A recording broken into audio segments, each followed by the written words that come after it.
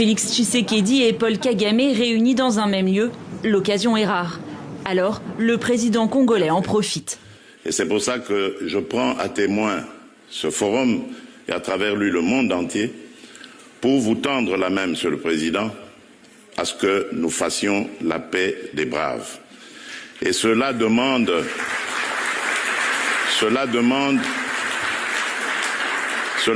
que vous donniez l'ordre aux troupes du M23 qui sont soutenues par votre pays d'arrêter cette escalade. Kagame, lui, avait pris la parole plus tôt. Alors, c'est son ministre des Affaires étrangères qui s'est chargé de répondre au président congolais. Le seul à pouvoir arrêter cette escalade est le président Tshisekedi, et lui seul. Dans un long poste, le ministre réitère les exigences de son pays.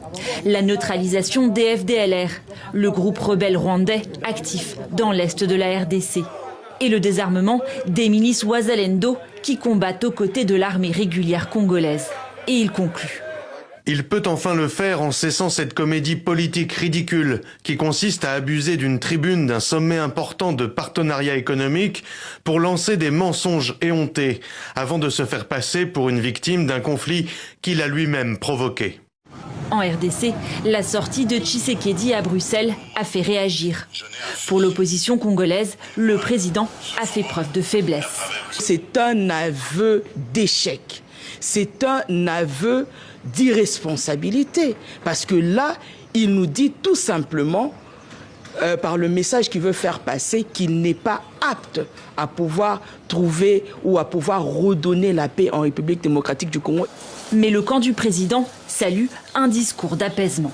Sa main tendue n'est pas un signe de faiblesse. Je rappelle à l'opinion que nous sommes en discussion à Doha et à Washington. Il s'agissait de rappeler à son homologue que s'il continue à traîner des pieds, il devrait être conséquent, et cela devant la communauté internationale. Malgré les négociations en cours, sur le terrain, les combats continuent entre le M23 et l'armée. Mercredi, Félix Tshisekedi a finalement renoncé à signer l'accord cadre préparé par Washington et censé impulser une coopération économique entre les deux pays.